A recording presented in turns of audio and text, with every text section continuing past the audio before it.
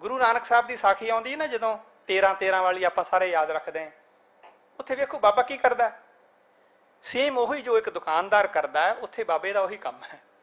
पर ਉਹ ਉਹਨਾਂ ਨੂੰ ਐਵੇਂ ਵੇਖਦਾ ਹੈ, ਐਵੇਂ ਡੀਲ ਕਰਦਾ ਉਹਨਾਂ ਦੇ ਨਾਲ ਕਿ ਆਪਣੀ ਦਸਵੰਧ, ਆਪਣੀ ਕੰਟਰੀਬਿਊਸ਼ਨ, ਆਪਣੇ ਹਿੱਸੇ ਵਿੱਚੋਂ ਵੀ ਲੋੜ ਪਵੇ ਤਾਂ ਉਹਨਾਂ ਨੂੰ ਸਰਵ ਕਰ ਦਿੰਦਾ ਹਰਦਮ ਪਿਆਰ ਨਾਲ, ਕਿਉਂਕਿ ਉਹਨਾਂ ਵਿੱਚ ਰੱਬ ਵੇਖਦਾ। ਉਹ ਬਾਬਾ ਕਹਿੰਦਾ ਇਹਨਾਂ ਵਿੱਚ ਮੈਨੂੰ ਉਸ ਕਰਤਾ ਪੁਰਖ ਉਹ ਨਜ਼ਰ ਆਉਂਦਾ, ਕਿਉਂਕਿ ਅਦਰਵਾਈਜ਼ ਤੇ ਉਹ ਫਾਰਮਲੈਸ ਹੈ।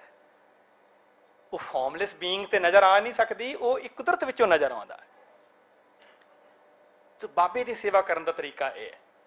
दूसरा वेखो सारे गुरु साहिबान की लाइफ में वेखो, गुरु नानक साहब, मैं हुणे बैठा चाह पी रहा, मेरे मन च ख्याल आया, गुरु साहब वेखो गए ने, गुरु नानक साहब की करते हैं अपन सारिया उदासियां के दौरान, मोटे तौर पर कहना हो भी की कर रहे हैं, वो बहुता करके धर्म स्थानों में जा रहे हैं।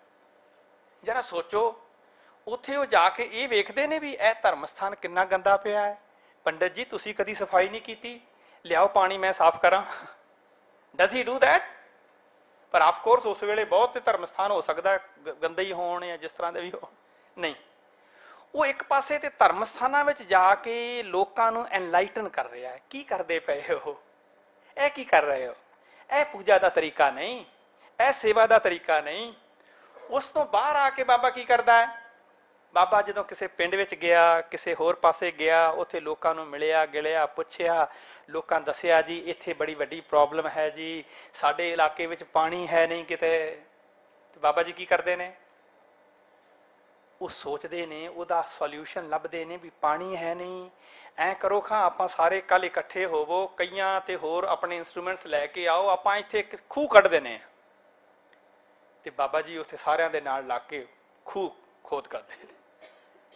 जे खूह नाल काम नहीं बनता भी थले जमीन बहुत कंक्रीट है, नहीं गल बनती, तो बाबा आंदा वड्डा सारा पौंड बना लो, एक तलाब बना दो, बारिश का पानी इकट्ठा होएगा, उस पानी नूं वरतो, फसलां पशु जिहड़ा भी काम करना है करो।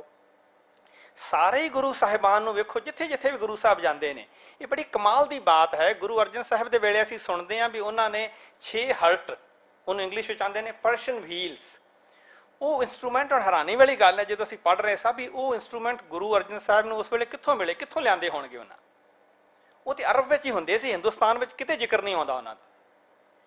ਇਹਦਾ मतलब गुरु साहब टैक्नोलॉजी ਨੂੰ भी इन्नी वेखो फ्यूचर विजन ਨੂੰ ਉਹ समझते हैं। वो हुण डेफिनेट आ भी वो आए उत्थों ही होणगे, अपने सिख भेजे होणगे, बंदे भेजे होणगे, पता लगा होएगा, गुरु साहब आंदे होणगे कोई गल नहीं, जाओ उत्थों लिया के अमृतसर के इलाके में 6 हल्टां वाले खूह लवाए ने गुरु साहब उस वेले, कि होर किते एग्जाम्पल नहीं मिलती भी खूह किते नहीं अवेलेबल उस वेले। गुरु अर्जन साहब सच्चे पातशाह जिथे जाते हैं थां थां तलाब, कोड़ियां का, उत्थे उन्होंने उन्होंने क्योर का सेंटर बनाया। अज असीं गल करते हैं प्लांटेशन, पेड़ पौधे लगाओ, लगभग तुहानूं याद होना सारे गुरुआं दे नां दे नाल अज भी मौजूद ने गुरु का बाग। ये गुरु का बाग की हुंदा जी? गुरु का बाग मीनस भी गुरु साहब ने उत्थे छायादार फल वाले उत्थे रुख लवाए, वड्डे सारे 10 एकड़ जमीन पई, गुरु साहब कहिंदे इत्थे ला दिओ जी, इत्थे पेड़ लाओ, दरख्त लाओ, इत्थे ये बड़े लाभ ने, बड़े फायदे ने। गुरु अर्जन साहब हजूर जदों दरबार साहब की रचना करते हैं, दरबार साहब बनने तो बाद मैं कहांगा तुसीं जरूर इस चैप्टर गुरु साहब की हिस्टरी का जरूर पढ़िओ। हरमंदर साहब बनिया अजे नवां नवां। हुण ये मैं तुहानूं जे पुछां भी हरमंदर साहब बनने तो बाद अगले 10 साल गुरु साहब कित्थे रहे होणगे, तो साडा आम इहो आंसर होएगा, सुभाविक है कि गुरु साहब हरमंदर साहब ही होणगे, क्योंकि नवां नवां हुणे एडे वड्डा उसारी होई है, तो गुरु सारे सिख जिहड़े आउंदे होणे गुरु साहब नूं मिलण, ते गुरु साहब उत्थे ही होणगे। बट कमाल की बात है कि अगले 10-12 साल गुरु साहब हरमंदर साहब नहीं रहे, वो इमीडिएटली उस तो बाद 3 सालों वास्ते पूरब वाले पासे निकल जाते हैं, पिंडां विच की करते हैं, जिथे जिथे जिस जिस चीज़ की लोड़ है लोगों को एडवाइस करते हैं, गाइड करते हैं, सुपरस्टिशनस कहिंदे छड्डो, एक परमात्मा नूं मन्नो, जिथे जिथे लोड़ है खूह लवाउंदे ने, तलाब पटाउंदे ने, बाग लवाउंदे ने। वापस आए ने 3 सालों बाद। मैं जो पहली बार पढ़िया हैरान हो गया, है 3 साल हरमंदर साहब तो बाहर रहे ने, 3 सालों तो बाद वापस आके थोड़ा कि चिर 1-2 महीने उत्थे रहिंदे ने, फिर दूसरे पासे निकल जाते हैं। 4 ईयर्स कंप्लीट, एक दिन भी वापस नहीं आए, वापस आते हैं, फिर 3 साल दूजे बने निकल जाते हैं। ਉਹਨੇ ਚਿਰ ਨੂੰ ਪਤਾ ਲੱਗਦਾ ਲਾਹੌਰ ਵਿੱਚ ਕਾਲ ਪੈ ਗਿਆ, ਸੁੱਕਾ, ਕੋਈ ਫਸਲ ਨਹੀਂ, ਲੋਕ ਬੁਰਾ ਹਾਲ ਹੈ। ਗੁਰੂ ਸਾਹਿਬ ਸਿੱਖਾਂ ਨੂੰ ਵੀ ਆਰਡਰ ਕਰਦੇ ਨੇ, ਹੁਕਮ ਕਰਦੇ ਨੇ ਵੀ ਅੱਜ ਹੁਣ ਜਿਹੜੀ ਦਸਵੰਧ ਲਿਆਉਣੀ ਹੈ ਇੱਥੇ ਸਿੱਖਾਂ ਨੂੰ ਕਹੋ ਵੀ ਸਾਰੇ ਦਸਵੰਧ ਲੈ ਕੇ ਤੇ ਲਾਹੌਰ ਪੁੱਜਣ। ਗੁਰੂ ਸਾਹਿਬ ਆਪ ਵੀ ਲਾਹੌਰ ਵਾਲੇ ਪਾਸੇ ਚਲੇ ਜਾਂਦੇ ਨੇ। 8 ਮਹੀਨੇ ਲਗਾਤਾਰ ਉੱਥੇ ਰਹਿ ਕੇ ਸਿੱਖਾਂ ਸਮੇਤ ਉਸ ਅਕਾਲ ਜਿੱਥੇ ਪਿਆ ਸੀ ਉੱਥੇ ਲੋਕਾਂ ਦੀ ਜਿਹੋ ਜਿਹੀ ਵੀ ਜਿਸ ਤਰ੍ਹਾਂ ਵੀ ਹੋ ਸਕੀ ਉਹ ਉਹਨਾਂ ਦਾ ਭਲਾ ਸੇਵਾ ਜਿਹੜਾ ਕਾਰਜ ਕੀਤਾ। ਇਹ ਉਸ ਗੁਰੂ ਦੀ ਮੈਂ ਬਾਰੇ ਦੱਸ ਰਿਹਾ ਜਿਨ੍ਹਾਂ ਨੇ ਅੰਮ੍ਰਿਤਸਰ ਸ਼ਹਿਰ ਅਜੇ ਨਵਾਂ ਨਵਾਂ ਵਸਿਆ ਸੀ, ਹਰਮੰਦਰ ਸਾਹਿਬ ਦੀ ਰਚਨਾ ਕੀਤੀ ਹੈ, ਉਸ ਤੋਂ ਬਾਅਦ ਗੁਰੂ ਗ੍ਰੰਥ ਸਾਹਿਬ ਦੀ ਪੂਰੀ ਕੰਪਾਈਲੇਸ਼ਨ ਕਰਨੀ ਹੈ, ਫਿਰ ਅਖੀਰ ਵਿੱਚ ਵੇਖੋ ਕੁਦਰਤ ਦਾ ਭਾਣਾ ਤੇ ਉਹਨੂੰ ਵੀ ਖਿੜੇ ਮੱਥੇ ਤੇਰਾ ਕੀਆ ਮੀਠਾ ਲੱਗਾ। ਇਹ ਹੈ ਸੇਵਾ ਦੀ ਬਾਤ। ਸੇਵਾ ਦੀ ਇੱਕ ਗੁਰਬਾਣੀ ਵਿੱਚ ਬਹੁਤ ਖੂਬਸੂਰਤ ਪੰਕਤੀ ਆਉਂਦੀ, ਸੱਚਮੁੱਚ ਅਸੀਂ ਸਿਰਫ ਗੁਰਦੁਆਰਿਆਂ ਦੇ ਅੰਦਰ ਕੀਤੇ ਜਾਣ ਵਾਲੇ ਕੰਮ ਨੂੰ ਹੀ ਸੇਵਾ ਸਮਝ ਲਿਆ, ਉੱਥੇ ਫਿਰ ਭਾਵੇਂ ਲੋੜ ਹੋਵੇ ਜਾਂ ਨਾ ਹੋਵੇ। ਆਮ ਸੌਰੀ ਟੂ ਸੇ ਕਈ ਵਾਰ ਵੇਖਿਆ ਵੀ ਸਿਰਫ ਗੁਰੂ ਗ੍ਰੰਥ ਸਾਹਿਬ ਉੱਤੇ ਚੌਰ ਕਰਨ ਨੂੰ ਹੀ ਅਸੀਂ ਸੇਵਾ ਸਮਝ ਲੈਂਦੇ ਜਾਂ ਸਮਝਦੇ ਹਾਂ ਵੀ ਸ਼ਾਇਦ ਇਹੋ ਹੀ ਸਭ ਤੋਂ ਵੱਡੀ ਸੇਵਾ ਹੈ। ਇਟਸ ਆਲ ਰਾਈਟ, ਪਰ ਸੇਵਾ ਤਾਂ ਬਹੁਤ ਵੱਡਾ ਹੈ। ਇਹ ਸਾਰਾ ਸੰਸਾਰ ਸੇਵਾ ਦਾ ਹਿੱਸਾ ਹੈ। ਇਹ ਸਾਰਾ ਸੰਸਾਰ ਫੀਲਡ ਹੈ ਜਿੱਥੇ ਸੇਵਾ ਕਰਨੀ ਸਿੱਖਾਂ ਨੇ। ਮੇਰੇ ਮਨ 'ਚ ਕਈ ਵਾਰ ਖਿਆਲ ਆਉਂਦਾ ਹੁੰਦਾ ਗੁਰੂ ਅਰਜਨ ਸਾਹਿਬ ਦੀ ਆਪਾਂ ਸ਼ਹਾਦਤ ਮਨਾਉਂਦੇ ਹਾਂ ਤੇ ਹਰ ਗੁਰਦੁਆਰੇ ਹਰ ਥਾਂ ਛਬੀਲਾਂ ਪਾਣੀ ਦਾ ਅਸੀਂ ਇੰਤਜ਼ਾਮ ਕਰਦੇ ਹਾਂ, ਸ਼ਾਇਦ ਕਿੰਨਾ ਖਰਚਾ ਅਸੀਂ ਉਹਦੇ ਕਰ ਦਿੰਦੇ ਹਰ ਸਾਲ ਕਰਦੇ ਹਾਂ। ਮੈਂ ਸੋਚਦਾ ਤੇ ਸ਼ਾਇਦ ਤੁਹਾਡੇ ਚੋਂ ਕੁਝ ਲੋਕ ਸਹਿਮਤ ਵੀ ਹੋਣਗੇ ਵੀ ਜੇ ਥੋੜੇ ਜਿਹੇ ਵੱਡੇ ਪੱਧਰ ਤੇ ਸੋਚੋ, ਗੁਰੂਆਂ ਦੀ ਲਾਈਫ ਹਿਸਟਰੀ ਵੱਲ ਪੜ੍ਹ ਕੇ ਵੇਖੋ ਵੀ ਗੁਰੂ ਸਾਹਿਬ ਸਾਡੇ ਇਸ ਇਹੋ ਜਿਹੀ ਸੇਵਾ ਤੋਂ ਮੇਰਾ ਖਿਆਲ ਖੁਸ਼ ਨਹੀਂ ਹੋਣਗੇ, ਕਿਉਂਕਿ ਉਹਨਾਂ ਦਾ ਕੀ ਨਜ਼ਰੀਆ ਹੋਏਗਾ ਵੀ ਕਿਵੇਂ ਮਨਾਉਣਾ। ਜੇ ਤੁਸੀਂ ਗੁਰਪੁਰਬ ਮਨਾਉਣਾ ਹੈ, ਉਹ ਚਾਹਣਗੇ ਕਿ ਇਸ ਇਲਾਕੇ ਦੇ ਸਿੱਖ ਇਕੱਠੇ ਹੋਣ, ਉਸ ਦਿਨ ਕਿਸੇ ਪਾਸੇ ਪਿੰਡ ਹੋਰ ਇਲਾਕੇ ਵਿੱਚ ਜਾਓ, ਪਤਾ ਕਰੋ ਜਿੱਥੇ ਪਾਣੀ ਦੀ ਥੁੜ ਹੈ, ਪਾਣੀ ਦੀ ਲੋੜ ਹੈ, ਉੱਥੇ ਪਾਣੀ ਦਾ ਪ੍ਰਬੰਧ ਕਰ ਦਿਓ। ਉੱਤੇ ਲਿਖ ਦਿਓ ਗੁਰੂ ਨਾਨਕ ਸਾਹਿਬ ਦੀ ਰਹਿਮਤ ਨਾਲ ਇਹ ਕੰਮ ਕੀਤਾ ਹੈ, ਗੁਰੂ ਅਰਜਨ ਸਾਹਿਬ ਦੀ ਯਾਦ ਵਿੱਚ ਕੀਤਾ ਹੈ। ਇਹ ਸੇਵਾ ਬਾਬਾ ਇਸ ਗੱਲ ਨੂੰ ਖੁਸ਼ ਹੋਏਗਾ, ਵਾਹ ਬਈ ਵਾਹ। ਪਰ ਅਸੀਂ ਇੰਤਹਾ ਪੈਸਾ ਲਾ ਕੇ ਐਨਰਜੀ ਲਾ ਕੇ ਸਾਰਾ ਕੁਛ ਮਤਲਬ ਉੱਥੇ ਕਰੀ ਜਾ ਰਹੇ ਹਾਂ ਜਿੱਥੇ ਆਲਰੇਡੀ ਸਭ ਕੁਛ ਹੋਇਆ ਪਿਆ। ਅਸੀਂ ਜਿਹੜੇ ਪਾਣੀ ਨਾਲ ਆਲਰੇਡੀ ਰੱਜੇ ਹੋਏ ਨੇ ਉਹਨਾਂ ਨੂੰ ਪਿਆਈ ਜਾ ਰਹੇ ਹਾਂ। ਘਰੋਂ ਅਸੀਂ ਬ੍ਰੇਕਫਾਸਟ ਕਰਕੇ ਸਭ ਕੁਛ ਕਰਕੇ ਆਏ ਹਾਂ ਤੇ ਉਹਨਾਂ ਨੂੰ ਜ਼ਬਰਦਸਤੀ ਪਾਣੀ ਪਿਉਣਾ ਅਸੀਂ ਸਮਝਦੇ ਹਾਂ ਵੀ ਦੈਟਸ ਸੇਵਾ। ਉਸ ਤੋਂ ਥੋੜਾ ਜਿਹਾ ਲਾਂਬੇ ਜਾਓ, ਇਸੇ ਹਿੰਦੁਸਤਾਨ ਵਿੱਚ, ਇਸੇ ਦਿੱਲੀ ਦੇ ਆਊਟਰ ਫੀਲਡ ਵੇਖੋ ਜਰਾ, ਬੈਲਟ ਵਿੱਚ ਕੀ ਹੋ ਰਿਹਾ ਹੈ। ਕਿੰਨੇ ਲੋਕ ਭੁੱਖੇ ਨੇ, ਗਰੀਬ ਨੇ, ਪਾਣੀ ਦੀ ਅੱਜ ਵੀ ਪਾਣੀ ਦੀਆਂ ਪ੍ਰੋਬਲਮਸ ਨੇ। Sikhs can organise themselves and they can help. ਇਹ ਗੁਰੂਆਂ ਨੇ ਸੇਵਾ ਅੱਜ ਤੋਂ 600 ਸਾਲ ਪਹਿਲਾਂ ਕਰਦੇ ਰਹੇ। ਸਾਰੇ ਗੁਰੂ ਸਾਹਿਬਾਨ ਜਿੱਥੇ ਜਿੱਥੇ ਗਏ ਨੇ ਉਹਨਾਂ ਨੇ ਖੂਹ ਲਵਾਏ, ਤਲਾਬ ਲਵਾਏ, ਇਹ ਸੇਵਾ ਕਰਦੇ। ਸੇਵਾ ਕਿੱਥੇ ਕੀਤੀ ਜਾ ਸਕਦੀ? ਕੀ ਸਿਰਫ ਗੁਰਦੁਆਰੇ ਹੀ? ਗੁਰੂ ਸਾਹਿਬ ਦੀ ਬਹੁਤ ਖੂਬਸੂਰਤ ਪੰਕਤੀ ਹੈ ਬਾਣੀ ਵਿੱਚ, ਜਹ ਜਹ ਜਾਓ ਤਹਾਂ ਤੇਰੀ ਸੇਵਾ। ਇਹਦੀ ਜਰਾ ਮੀਨਿੰਗ ਸਮਝੋ। ਕਿੱਥੇ ਹੈ ਜੀ ਸੇਵਾ ਤੇਰੀ? ਜਹ ਜਹ ਜਾਓ ਤਾਂ ਤੇਰੀ ਸੇਵਾ। ਉਹ ਕਹਿੰਦੇ ਮੈਂ ਜਿੱਥੇ ਜਾਣਾ ਹੈ ਮੈਨੂੰ ਤੇਰੀ ਸੇਵਾ ਨਜ਼ਰ ਆ ਰਹੀ ਹੈ। ਕਿਉਂ? ਕਿਉਂਕਿ ਤੂੰ ਵਸਦਾ ਹੈ ਹਰ ਥਾਂ, ਤੂੰ ਵਸਦਾ ਹੈ ਹਰ ਇੱਕ ਵਿੱਚ। ਜੇ ਉਹ ਮੁਸਲਮਾਨੀ ਇਲਾਕੇ ਵਾਲੇ ਪਾਸੇ ਜਾਂਦੇ ਨੇ ਤੇ ਇਹ ਨਹੀਂ ਵੀ ਉੱਥੇ ਨਹੀਂ ਉਹ ਇੱਦਾਂ ਕਰਦੇ, ਇੱਦਾਂ ਹੀ ਉੱਥੇ ਵੀ ਹੈ। ਉਹ ਵਲੀ ਕੰਧਾਰੇ ਵਾਲੀ ਸਾਖੀ ਜਿਹੜੀ ਅਸੀਂ ਉਹਨੂੰ ਬਹੁਤਾ ਮੈਜੀਕਲ ਕਰ ਲਿਆ ਅੱਜ, ਉਹਦਾ ਅਲਟੀਮੇਟ ਇਹੋ ਹੀ ਹੈ। ਉੱਥੇ ਵੀ ਪਾਣੀ ਦਾ ਰਿਸੋਰਸ ਗੁਰੂ ਸਾਹਿਬ ਪੈਦਾ ਕਰਕੇ ਵਾਪਸ ਆਉਂਦੇ ਨੇ। ਆਪਣੀ ਉਸ ਯਾਤਰਾ ਦੇ ਦੌਰਾਨ ਕਈ ਜਗ੍ਹਾ ਉਹਨਾਂ ਨੇ ਖੂਹ ਤਲਾਬ ਇਸ ਤਰ੍ਹਾਂ ਦਾ ਕੀਤਾ ਸਾਰਾ। ਸੋ ਗੁਰੂ ਸਾਹਿਬ ਜਿੱਥੇ ਜਿਸ ਵੇਲੇ ਜਿਸ ਚੀਜ਼ ਦੀ ਲੋੜ ਹੈ ਉਸ ਤਰ੍ਹਾਂ ਦਾ ਕੰਮ ਕਰਕੇ ਉਹ ਹੈਲਪ ਕਰਦੇ ਨੇ।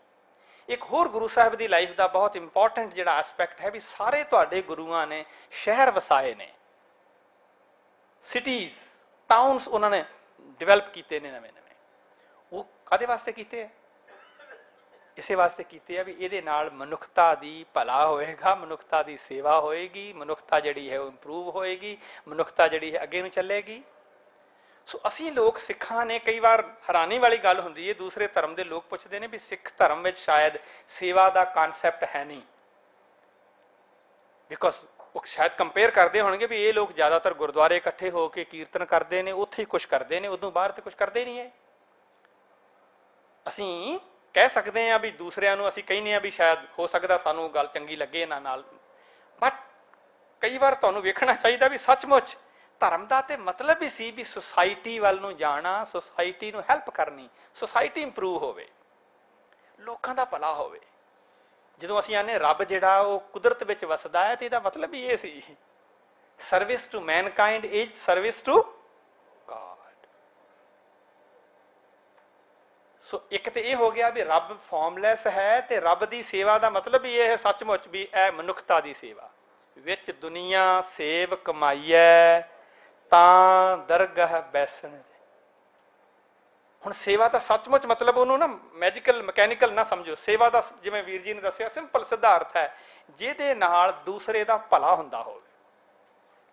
ਇਹ ਥਰਮਾਮੀਟਰ ਹੈ, ਇਹ ਇਥੋਂ ਮੈਜ਼ਰਮੈਂਟ ਕਰੋ, ਮੇਰੇ ਇਸ ਕੰਮ ਨਾਲ ਉਹਦਾ ਭਲਾ ਹੋਇਆ, ਉਹ ਤਨ ਕਰਕੇ ਮਨ ਕਰਕੇ ਧਨ ਕਰਕੇ ਕਿਸੇ ਲੈਵਲ ਤੇ ਹੋ ਸਕਦਾ।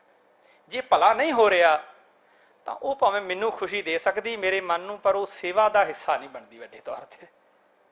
ਸੇਵਾ ਦੇ ਵਿੱਚ must be financially, physically, spiritually, mentally, it must help people, it must make people to move forward। ਇਹ ਹੈ ਉਹ ਸੇਵਾ ਦਾ ਮਤਲਬ। ਤੇ ਸੱਚਮੁੱਚ ਸਿੱਖਾਂ ਨੂੰ ਮਤਲਬ ਹਿੰਦੁਸਤਾਨ ਸਾਰੀ ਦੁਨੀਆ they are waiting for us, ਕਿਉਂਕਿ ਸਾਡੇ ਤੇ ਗੁਰੂਆਂ ਦੀ ਸਾਰੀ ਲਾਈਫ ਹੀ ਸੇਵਾ ਦੇ ਉੱਤੇ ਬਣੀ ਹੋਈ ਹੈ।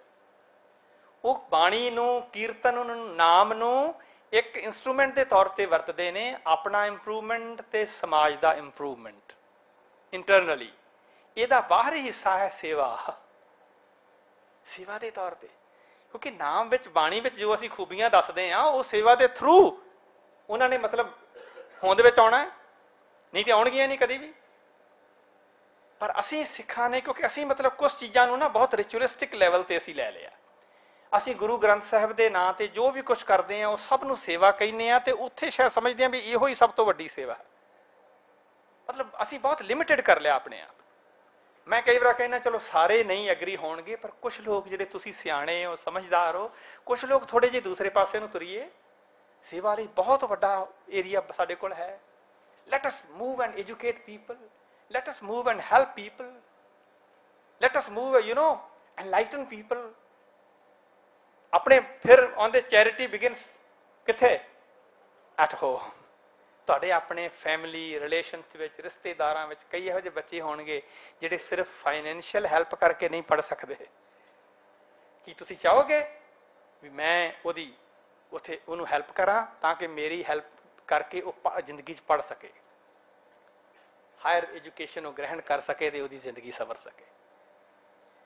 ਸੇਵਾ ਦੇ ਨਾਲ ਕੁਝ ਹੋਰ ਚੀਜ਼ਾਂ ਸੰਬੰਧਿਤ ਨੇ ਵੀ ਸੇਵਾ ਦੇ ਨਾਲ ਅਸੀਂ ਬਹੁਤਾ ਕਰਕੇ ਜਦੋਂ ਸੇਵਾ ਕਰਦੇ ਹਾਂ ਤੇ ਉਹ ਡਿਸਪਲੇ, ਸ਼ੋ ਆਫ, ਹਉਮੈ ਦੇ ਨਾਲ ਰਿਲੇਟ ਕਰ ਲੈਂਦੇ ਹਨ।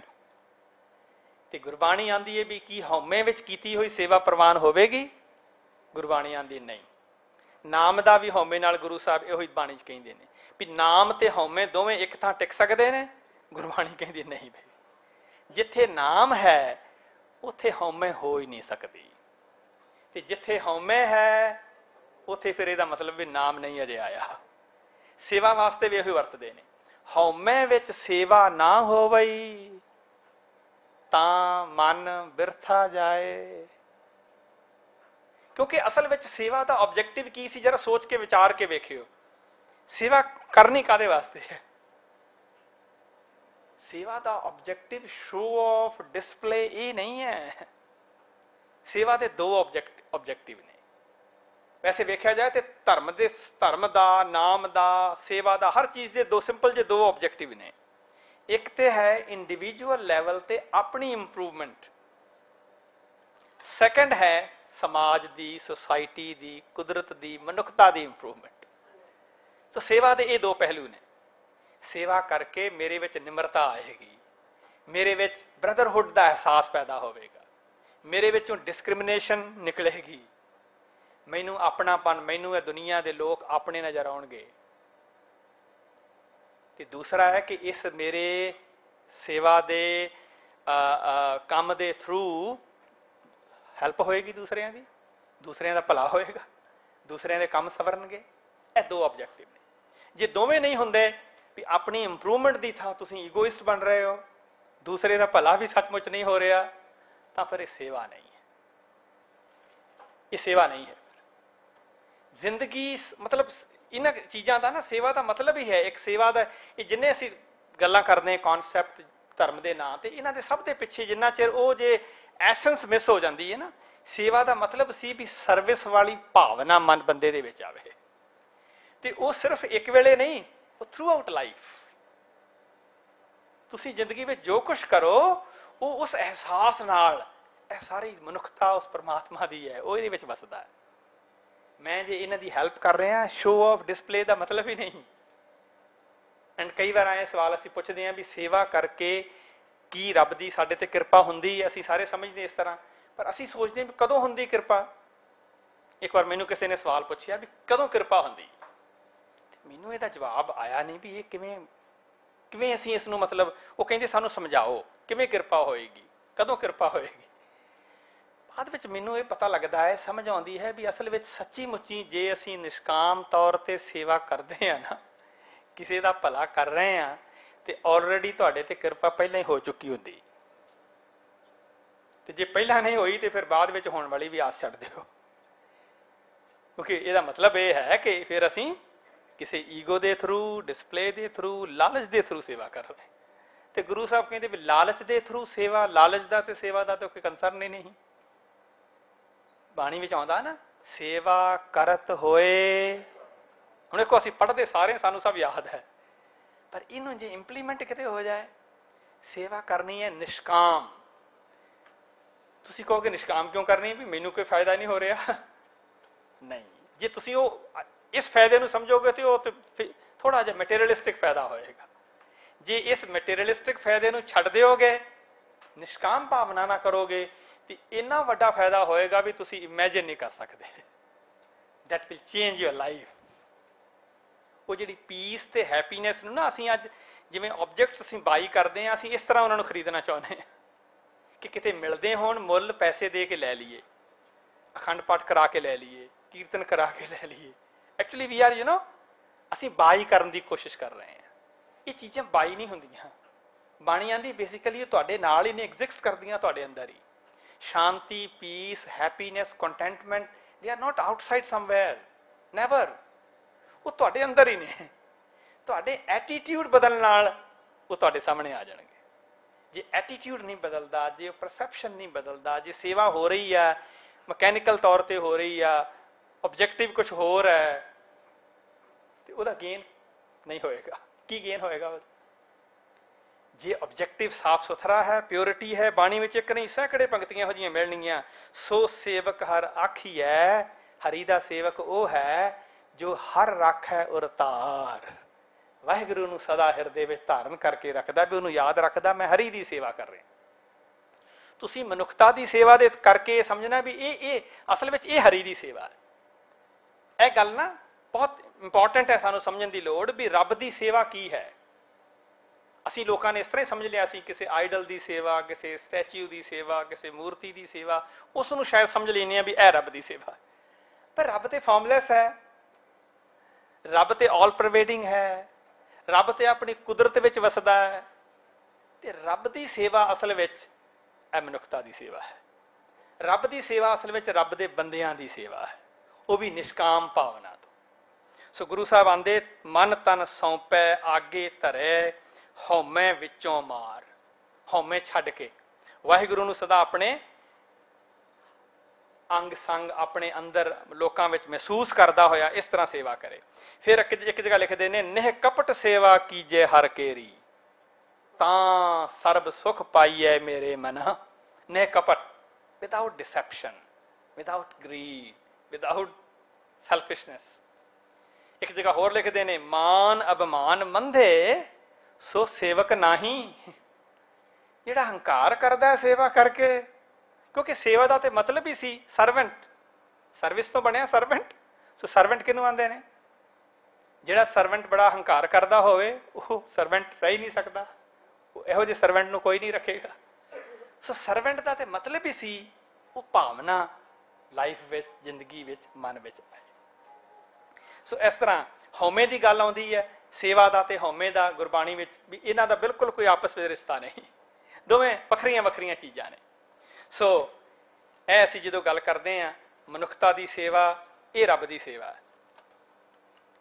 ਤੇ ਇਹਦੇ ਨਾਲ ਹੀ ਆਉਂਦੀ ਹੈ ਅੱਜ ਸਾਡੇ ਸਮਾਜ ਵਿੱਚ ਅਸੀਂ ਵੇਖ ਰਹੇ ਹਾਂ ਕਿ ਸਮਾਜ ਦਾ ਕੁਝ ਹਿੱਸਾ ਲੋਕ ਅਸੀਂ ਸਾਰੇ ਉਹਦੇ ਵਿੱਚ ਹਾਂ, ਬਾਹਰ ਜਾ ਕੇ ਗੁਰਦੁਆਰੇ ਵਿੱਚ ਮੰਦਿਰ ਵਿੱਚ ਸੇਵਾ ਕਰਦੇ ਹਾਂ, ਪਰ ਘਰ ਵਿੱਚ ਆਪਣੇ ਪਰਿਵਾਰ ਵਿੱਚ ਆਪਣੀ ਫੈਮਿਲੀ ਮੈਂਬਰਸ ਆਪਣੇ ਪੇਰੈਂਟਸ ਸਭ ਤੋਂ ਵੱਡੀ ਜਿਹੜੀ ਗੱਲ ਹੈ, ਉਹਨਾਂ ਦੀ ਸੇਵਾ ਸ਼ਾਇਦ ਸਾਨੂੰ ਧਰਮ ਦੀ ਜਾਂ ਰੱਬ ਦੀ ਸੇਵਾ ਨਜ਼ਰ ਨਹੀਂ ਆਉਂਦੀ।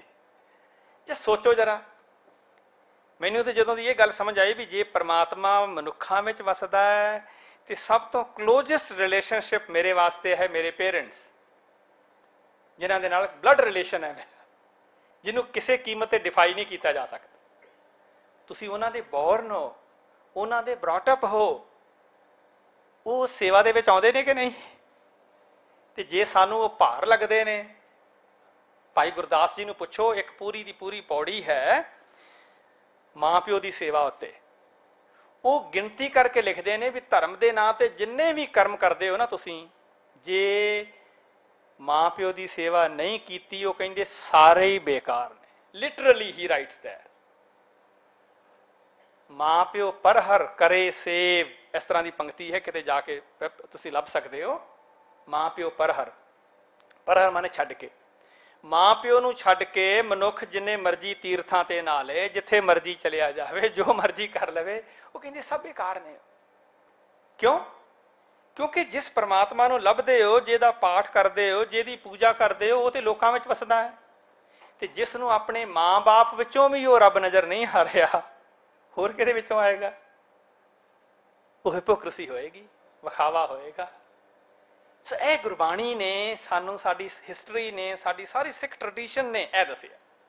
ਗੁਰੂਆਂ ਦੇ ਵੇਲੇ ਗੱਲ ਬੜੀ ਆਮ ਸੀ, ਗੁਰੂ ਸਾਹਿਬ ਕਹਿੰਦੇ ਹੁੰਦੇ ਸੀ ਵੀ ਮੈਨੂੰ ਮੇਰੇ ਸਿੱਖ ਦੀ ਸੇਵਾ ਜਿਹੜੀ ਉਹ ਮੇਰੀ ਸੇਵਾ ਹੈ। ਲਿਟਰਲੀ ਦੇ ਯੂਜ਼ ਟੂ ਸੇ ਦਿਸ। ਜੇ ਕਿਸੇ ਸਿੱਖ ਦੀ ਤੁਸੀਂ ਭਲਾ ਕਰਤਾ ਹੈ ਨਾ, ਉਹ ਇੰਜ ਹੈ ਵੀ ਤੁਸੀਂ ਮੇਰਾ ਭਲਾ ਕੀਤਾ ਹੈ। ਕਿਸੇ ਸਿੱਖ ਨੂੰ ਜਲ ਛਕਾਇਆ ਪਿਆਸੇ ਨੂੰ, ਉਹ ਮੈਨੂੰ ਜਲ ਛਕਾਉਣ ਦੇ ਵਾਂਗ ਬਰਾਬਰ।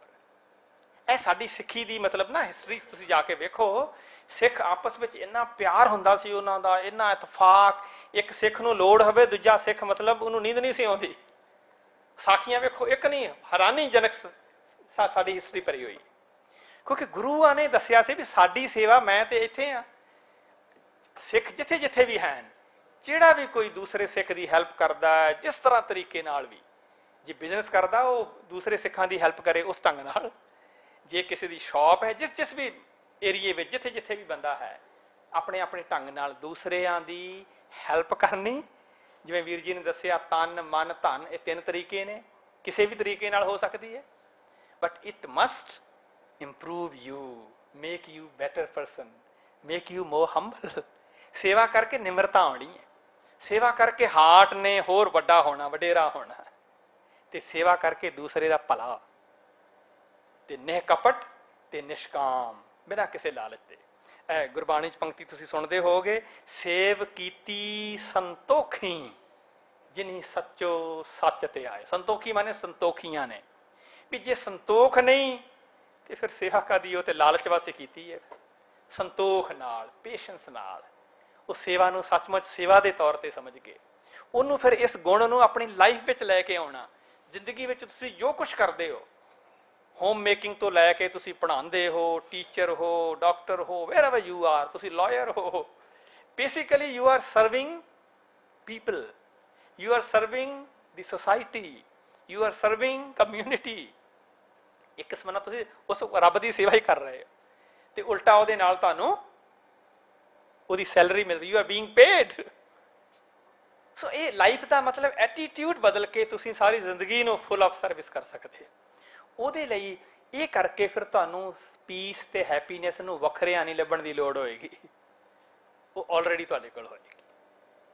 ਤੇ ਜੇ ਵੱਖਰਾ ਵੱਖਰਾ ਕਰਕੇ ਚਲੋਗੇ, ਫਿਰ ਕੰਮ ਤੇ ਉਹੀ ਕਰਨਾ ਹੈ, ਉਹੀ ਸਾਰਾ ਕੁਝ ਕਰੋਗੇ, ਉਹ ਬਰਡਨ ਬਣੇਗਾ, ਉਹਨੂੰ ਭਾਰ ਸਮਝ ਕੇ ਕਰੋਗੇ, ਤੇ ਸ਼ਾਂਤੀ ਤੇ ਪੀਸ ਲਈ ਹੋਰ ਪਾਸਿਆਂ ਵੱਲ ਭਟਕਦੇ ਰਹੋਗੇ, ਹੋਰ ਪਾਸਿਆਂ ਵੱਲ ਭੱਜੇ ਫਿਰੋਗੇ। ਅਖੀਰ ਵਿੱਚ ਮੈਂ ਫਿਰ ਇੱਕ ਬਹੁਤ ਹੀ ਖੂਬਸੂਰਤ ਪੰਕਤੀ ਕਿਸੇ ਕਵੀ ਦੀ ਲਿਖੀ ਹੋਈ ਹੈ, ਉਸ ਨੂੰ ਕਹਿ ਕੇ ਸਮਾਪਤੀ ਕਰਾਂਗਾ। ਮਾਂ ਪਿਓ ਦੀ ਸੇਵਾ ਬਾਰੇ, ਤੇ ਸ਼ਾਇਦ ਤੁਹਾਡੇ ਜੋ ਕਈਆਂ ਨੇ ਸੁਣੀ ਹੋਵੇ, ਬਹੁਤ ਹੀ ਖੂਬਸੂਰਤ। ਜੋ ਸਵੇਰੇ ਉੱਠ ਮਾਂ ਬਾਪ ਦੇ ਪੈਰੀਂ ਹੱਥ ਲਾਵੇ, ਜੋ ਸਵੇਰੇ ਉੱਠ ਮਾਂ ਬਾਪ ਦੇ ਪੈਰੀਂ ਹੱਥ ਲਾਵੇ, 4 ਧਾਮ ਤੀਰਥ ਫਲ ਪਾਵੇ। ਆਉਂਦੇ ਹੁੰਦੇ ਸੀ ਨਾ, ਮਨ ਚੰਗਾ ਤੋ ਕਠੌਤੀ ਮੈਂ ਗੰਗਾ। ਜਪਜੀ ਸਾਹਿਬ ਵਿੱਚ ਤੁਸੀਂ ਪੜ੍ਹਦੇ ਹੋ, ਸੁਣਿਆ ਮੰਨਿਆ ਮਨ ਕੀਤਾ ਭਾਓ, ਅੰਤਰਗਤ ਤੀਰਥ ਮਲ ਨਾਓ। ਜਿਨ੍ਹਾਂ ਨੇ ਸੁਣਿਆ ਹੈ, ਉਹਨੂੰ ਮੰਨ ਲਿਆ ਹੈ, ਤੇ ਉਹਨੂੰ ਪਿਆਰ ਕੀਤਾ ਜ਼ਿੰਦਗੀ ਵਿੱਚ, ਉਹਨੂੰ ਪ੍ਰੈਕਟਿਸ ਵਿੱਚ ਲੈ ਆਂਦਾ ਹੈ, ਉਹਨਾਂ ਨੇ ਸਮਝੋ ਆਪਣੇ ਅੰਦਰ ਹੀ ਅਸਲੀ ਤੀਰਥ ਤੇ ਇਸ਼ਨਾਨ ਕਰ ਲਿਆ। ਉਹੀ ਲਿਖਦੇ ਨੇ, ਜੋ ਸਵੇਰੇ ਉੱਠ ਮਾਂ ਬਾਪ ਦੇ ਪੈਰੀਂ ਹੱਥ ਲਾਵੇ, 4 ਧਾਮ ਤੀਰਥ ਫਲ ਪਾਵੇ। ਜਿਹੜੀ ਅਸੀਸ ਉਹ ਦਿਲੋਂ ਦੇਣ, ਉਹ ਰੱਬ ਤੋਂ ਵੀ ਮੋੜੀ ਨਾ ਜਾਵੇ। ਵਾਹਿਗੁਰੂ ਜੀ ਕਾ ਖਾਲਸਾ, ਵਾਹਿਗੁਰੂ ਜੀ ਕੀ ਫਤਿਹ। ਧੰਨਵਾਦ ਡਾਕਟਰ ਸਾਹਿਬ। ਹਰ ਸਾਲ 8 ਮਈ ਦੇ ਦਿਨ ਵਰਲਡ ਰੈੱਡ ਕਰਾਸ ਡੇ ਮਨਾਇਆ ਜਾਂਦਾ, ਜਿਹੜਾ ਮੈਂ ਸਮਝਦਾ ਕਿ ਇੱਕ ਸੇਵਾ ਦਾ ਬੜਾ ਵੱਡਾ ਸਿੰਬਲ ਹੈ। ਰੈੱਡ ਕਰਾਸ ਦੀ ਸਥਾਪਨਾ ਤੋਂ 170 ਸਾਲ ਪਹਿਲੇ ਗੁਰੂ ਗੋਬਿੰਦ ਸਿੰਘ ਸਾਹਿਬ ਦੇ ਅਨੰਨ ਭਗਤ ਭਾਈ ਕਨਈਆ ਜੀ ਨੇ ਜਿਹੜੀ ਨਿਸ਼ਕਾਮ ਸੇਵਾ ਦਾ ਇੱਕ ਦੁਨੀਆ ਨੂੰ ਮਿਸਾਲ ਦੁਨੀਆ ਵਿੱਚ ਕਾਇਮ ਕੀਤੀ, ਸ਼ਾਇਦ ਉਸ ਦੀ ਕੋਈ ਮਿਸਾਲ ਹੋਰ ਕਿੱਥੇ ਮਿਲਣੀ ਨਹੀਂ। ਔਰ ਇਸ ਆਧੁਨਿਕ ਯੁੱਗ ਵਿੱਚ 21ਵੀਂ ਸੈਂਚਰੀ ਵਿੱਚ ਭਗਤ ਪੂਰਨ ਸਿੰਘ ਯਤੀਮਾਂ ਗਰੀਬਾਂ ਤੇ ਪਿੰਗਲਿਆਂ ਦੀ ਸੇਵਾ ਕਰਦੇ ਰਹੇ। ਹੁਣ ਗੱਲ ਇਹ ਹੈ ਕਿ ਜਿਸ ਸੇਵਾ ਦੇ ਆਦਰਸ਼ ਨਾਲ ਕ੍ਰਿਸਚੈਨਿਟੀ ਪੂਰੇ ਸੰਸਾਰ ਦੇ ਵਿੱਚ ਛਾ ਗਈ, ਉਸ ਸੇਵਾ ਨੂੰ ਅਸੀਂ ਗੁਰਦੁਆਰਿਆਂ ਦੀ 4 ਦੀਵਾਰੀ ਤੱਕ ਸੀਮਤ ਕੀਤਾ ਹੋਇਆ। ਬੜੇ ਬੜੇ ਜੱਥੇ ਸਾਡੇ ਸੇਵਾ ਦੇ ਅਸੀਂ ਆਮ ਜ਼ਿੰਦਗੀ ਵਿੱਚ ਦੇਖਦੇ ਹਾਂ, ਉਹ ਗੁਰਦੁਆਰਿਆਂ ਦੇ, ਚਾਹੇ ਉਹ ਲੰਗਰ ਦੀ ਗੱਲ ਹੈ, ਚਾਹੇ ਉਹ ਜੋੜਿਆਂ ਦੀ ਗੱਲ ਹੈ, ਚਾਹੇ ਸਾਫ ਸਫਾਈ ਦੀ ਗੱਲ ਹੈ, ਉਹ ਸਾਰੇ ਦੇ ਸਾਰੇ ਉਹ ਜੱਥੇ ਉਹੀ ਕਰ ਰਹੇ ਨੇ। ਔਰ ਸਮਝਣ ਦੀ ਗੱਲ ਹੈ ਕਿ ਸੇਵਾ ਕਿਸੇ ਇੱਕ ਘੇਰੇ ਤੱਕ ਸਾਨੂੰ ਸੀਮਤ ਰੱਖਣੀ ਚਾਹੀਦੀ ਹੈ ਜਾਂ ਨਹੀਂ ਹੈ। ਹੁਣ ਸਵਾਲ ਇਹ ਹੈ ਕਿ ਇੱਕ ਆਦਰਸ਼ ਸੇਵਾ ਕੀ ਹੈ? ਤਾਂ ਭਾਈ ਕਾਹਨ ਸਿੰਘ ਨਾਭਾ ਨੇ ਗੁਰਦੁਆਰੇ ਦੀ ਇੱਕ ਡੈਫੀਨੇਸ਼ਨ ਦਿੱਤੀ ਹੈ ਮਹਾਨ ਕੋਸ਼ ਵਿੱਚ, ਉਹਨੂੰ ਨੋਟ ਕਰਨ ਵਾਲਾ ਹੈ। ਉਹ ਕਹਿੰਦੇ ਨੇ ਕਿ ਗੁਰਦੁਆਰਾ ਜਿਹੜਾ ਇਹ ਆਤਮਕ ਸੋਮਾ ਤਾਂ ਹੈ ਹੀ, ਪਰ ਇਸ ਤੋਂ ਇਲਾਵਾ ਗੁਰਦੁਆਰਾ ਭੁੱਖੇ ਲਈ ਅੰਨਾਪੂਰਨ ਹੈ, ਰੋਗੀ ਲਈ ਦਵਾਖਾਨਾ ਹੈ, ਯਾਤਰੀਆਂ ਲਈ ਰਹਿਣ ਬਸੇਰਾ ਹੈ, ਅਨਪੜ੍ਹਾਂ ਲਈ ਪਾਠਸ਼ਾਲਾ ਹੈ। ਯਾਨੀ ਗੁਰਦੁਆਰੇ ਦੇ ਵਿੱਚ ਆਤਮਕ ਗਿਆਨ ਵੀ ਹੈ, ਲੰਗਰ ਦਾ ਪ੍ਰਬੰਧ ਵੀ ਹੈ, ਦਵਾਈ ਦਾ ਪ੍ਰਬੰਧ ਵੀ ਹੈ ਕਿਉਂਕਿ ਹਸਪੀਟਲ ਨੇ, ਰਹਿਣ ਦਾ ਪ੍ਰਬੰਧ ਵੀ ਹੈ, ਔਰ ਸਕੂਲਾਂ ਦਾ ਵੀ ਪ੍ਰਬੰਧ ਹੈ। ਹੁਣ ਭਾਈ ਕਾਹਨ ਸਿੰਘ ਨਾਭੇ ਦੀ ਜਿਹੜੀ ਪਰਿਭਾਸ਼ਾ ਹੈ, ਉਸ ਅਨੁਸਾਰ ਤਾਂ ਗੁਰਦੁਆਰਿਆਂ ਦੇ ਪ੍ਰਬੰਧ ਦਾ ਇਹ ਇੱਕ ਹਿੱਸਾ ਬਣ ਗਏ ਨੇ। ਇਹ ਪ੍ਰਬੰਧਕ ਹੀ ਗੁਰਦੁਆਰਿਆਂ ਦੇ ਵਿੱਚ ਇਹ ਸਭ ਕੁਝ ਕਰ ਰਹੇ ਨੇ। ਤਾਂ ਫਿਰ ਆਮ ਬੰਦੇ ਨੂੰ, ਆਮ ਸਿੱਖ ਨੂੰ, ਸਾਨੂੰ ਜਿਹੜੀ ਸੇਵਾ ਹੈ ਗੁਰਦੁਆਰਿਆਂ ਦੀ 4 ਦੀਵਾਰੀ ਤੋਂ ਬਾਹਰ ਲਿਜਾਣੀ ਚਾਹੀਦੀ ਹੈ, ਔਰ ਇਹ ਬੜੀ ਜ਼ਰੂਰਤ ਹੈ। ਅੱਜ ਸਾਨੂੰ ਬੱਚਿਆਂ ਨੂੰ, ਨੌਜਵਾਨਾਂ ਨੂੰ ਸੇਵਾ ਦਾ ਜਿਹੜਾ ਅਸਲੀ ਕਨਸੈਪਟ ਹੈ, ਅਸੀਂ ਵਾਰ-ਵਾਰ ਇੱਥੋਂ ਕਹਿੰਦੇ ਹਾਂ ਕਿ ਜ਼ਮਾਨੇ ਦੇ ਹਿਸਾਬ ਨਾਲ ਗੁਰਬਾਣੀ ਦੀ ਇੰਟਰਪ੍ਰੀਟੇਸ਼ਨ ਹੁੰਦੀ ਹੈ, ਔਰ ਜ਼ਮਾਨੇ ਦੇ ਔਰ ਇਰਾ ਦੇ ਔਰ ਸਮੇਂ ਬਦਲਣ ਦੇ ਹਿਸਾਬ ਨਾਲ ਸਾਨੂੰ ਬੱਚਿਆਂ ਨੂੰ ਦੱਸਣਾ ਪਏਗਾ। ਅੱਜ ਜ਼ਰੂਰਤ ਹੈ ਉਸ ਸੇਵਾ ਦੀ ਜਿਸ ਨਾਲ ਗੁਰੂ ਗ੍ਰੰਥ ਸਾਹਿਬ ਦੇ ਆਦਰਸ਼ਾਂ ਨੂੰ ਹਾਸਲ ਕਰਨ ਦੀ ਭਾਵਨਾ ਪੈਦਾ ਹੋਏ। ਅੱਜ ਜ਼ਰੂਰਤ ਹੈ ਉਸ ਸੇਵਾ ਦੀ ਜਿਸ ਨਾਲ ਪੂਰੀ ਕੌਮ ਵਿੱਚ ਇਲਮ ਆਏ, ਕੌਮ ਦੇ ਸੁਰਤ ਉੱਚੀ ਹੋਵੇ। ਅੱਜ ਜ਼ਰੂਰਤ ਹੈ ਉਸ ਸੇਵਾ ਦੀ ਜਿਸ ਨਾਲ ਨਵੀਂ ਪੀੜ੍ਹੀ ਨੂੰ ਨਸ਼ਿਆਂ ਤੋਂ ਨਿਜਾਤ ਪਾਈ ਜਾ ਸਕੇ। ਅੱਜ ਜ਼ਰੂਰਤ ਹੈ ਉਸ ਸੇਵਾ ਦੀ ਜਿਸ ਨਾਲ ਇਹ ਵਾਤਾਵਰਣ ਦੀ ਸੰਭਾਲ ਹੋਵੇ। ਅੱਜ ਗਲੋਬਲ ਵਾਰਮਿੰਗ ਦੀ ਪੂਰੇ ਵਰਲਡ ਦੇ ਵਿੱਚ ਗੱਲ ਚੱਲ ਰਹੀ ਹੈ, ਔਰ ਇਤਨੀ ਜ਼ਿਆਦਾ ਇਸ ਗੱਲ ਦਾ ਹੋ ਗਿਆ ਕਿ ਹੁਣ ਗੱਲਾਂ ਆ ਰਹੀਆਂ ਨੇ ਜਿਹੜੀਆਂ ਕਿ ਉਹ ਆ ਰਹੇ ਨੇ ਕਿ ਅਸੀਂ ਸਾਡੇ ਵੇਖਦੇ ਵੇਖਦੇ ਕੁਝ ਮੁਲਕ ਪਾਣੀ ਦੇ ਵਿੱਚ ਆ ਜਾਣੇ ਨੇ। ਗਲੇਸ਼ੀਅਰ ਉੱਤੇ ਜਿਹੜੇ ਨੇ ਉਹ ਪਿਘਲ ਰਹੇ ਨੇ, ਔਰ ਪਾਣੀ ਦਾ ਸਤਹ, ਸਮੁੰਦਰ ਦਾ ਪਾਣੀ ਇੰਨਾ ਉੱਚੇ ਆ ਜਾਏਗਾ ਕਿ 8-10 ਦੇਸ਼ ਤਾਂ ਸ਼ਾਇਦ ਅਗਲੇ 10-15 ਸਾਲਾਂ ਬਾਅਦ ਸ਼ਾਇਦ ਇਸ ਦੁਨੀਆ 'ਚ ਨਹੀਂ ਆਉਣਗੇ। ਤਾਂ ਸਾਨੂੰ ਸੇਵਾ ਉਸ ਦੀ ਜ਼ਰੂਰਤ ਹੈ ਜਿਸ ਨਾਲ ਕੌਮ ਦੇ ਬੱਚਿਆਂ ਤੇ ਨੌਜਵਾਨਾਂ ਵਿੱਚ ਆਪਣੇ ਸੱਭਿਆਚਾਰ, ਆਪਣੀ ਬੋਲੀ, ਆਪਣੇ ਧਰਮ, ਆਪਣੇ ਕਿਰਦਾਰ ਦਾ ਜਿਹੜਾ ਮੁਜ਼ਾਹਰਾ ਹੈ ਉਹ ਠੀਕ ਕਰ ਸਕਣ। ਅੱਜ ਜ਼ਰੂਰਤ ਹੈ ਉਸ ਸੇਵਾ ਦੀ ਜਿਹੜੀ ਗੱਲ ਇਹਨਾਂ ਨੇ ਕੀਤੀ ਹੈ, ਜਿਸ ਨਾਲ ਬੱਚੇ ਆਪਣੇ ਵੱਡੇ ਵਡੇਰਿਆਂ ਦੇ, ਆਪਣੇ ਮਾਂ-ਬਾਪ ਦੀ ਜਿਹੜਾ ਸਤਿਕਾਰ ਕਰਨ, ਰੱਖ ਰਖਾਵ ਕਰਨ। ਇਹ ਸਾਡਾ ਇੱਕ ਅਗਲਾ ਟੌਪਿਕ ਦਸਵੰਤ ਦਾ, ਦਾਨ ਦਾ ਆਣਾ, ਉਹਦੇ ਵਿੱਚ ਵੀ ਅਸੀਂ ਗੱਲ ਕਰਾਂਗੇ ਕਿ ਇਹ ਜਿਹੜੀ ਗੱਲ ਮੈਂ ਕਰ ਰਿਹਾ। ਤਾਂ ਅੱਜ ਵਕਤ ਇਲਮ ਦਾ ਹੈ, ਦਲੀਲ ਦਾ ਹੈ, ਗਿਆਨ ਦਾ ਹੈ, ਗੁਣ ਹਾਸਲ ਕਰਨ ਦਾ ਹੈ, ਸਹਿਜ ਦਾ ਹੈ। ਤਾਂ ਇਹ ਸਾਰੀਆਂ ਗੱਲਾਂ ਅਸੀਂ ਸੇਵਾ ਦੇ ਨਾਲ ਅਗਰ ਆਪਣੀ ਪਨੀਰੀ ਤੱਕ ਪਹੁੰਚਾ ਸਕੀਏ, ਆਪਣੇ ਬੱਚਿਆਂ ਤੱਕ ਪਹੁੰਚਾ ਸਕੀਏ, ਤਾਂ ਸਾਡੇ ਪਰਿਵਾਰ, ਸਾਡੀ ਕੌਮ, ਸਾਡਾ ਇਹ ਦੇਸ਼, ਸਾਡਾ ਸਮਾਜ ਜਿਹੜਾ ਇੱਕ ਆਦਰਸ਼ ਸਮਾਜ ਬਣਨ ਵਿੱਚ ਸਾਨੂੰ ਬਹੁਤ ਮਦਦ ਮਿਲੇਗੀ। ਤਾਂ ਗੁਰੂ ਗ੍ਰੰਥ ਸਾਹਿਬ ਨੂੰ, ਗੁਰਬਾਣੀ ਨੂੰ ਆਦਰਸ਼ ਬਣਾ ਕੇ ਅਸੀਂ ਆਪਣੇ ਜਿਹੜੀ ਰੋਜ਼ਮਰਾ ਜ਼ਿੰਦਗੀ ਦੇ ਵਿੱਚ ਅਗਰ ਇਸ ਨੂੰ ਅਪਣਾਈਏ ਤਾਂ ਅਸੀਂ ਜ਼ਰੂਰ ਫੀਲ ਕਰਾਂਗੇ ਕਿ ਅਸੀਂ ਆਪਣੇ ਆਸ-ਪਾਸ ਦਾ ਜਿਹੜਾ ਵਾਤਾਵਰਨ ਹੈ ਉਸ ਵਿੱਚ ਕਿਤਨਾ ਚੇਂਜ ਹੈ। ਅੱਜ ਬੜੀ ਜ਼ਰੂਰਤ ਹੈ।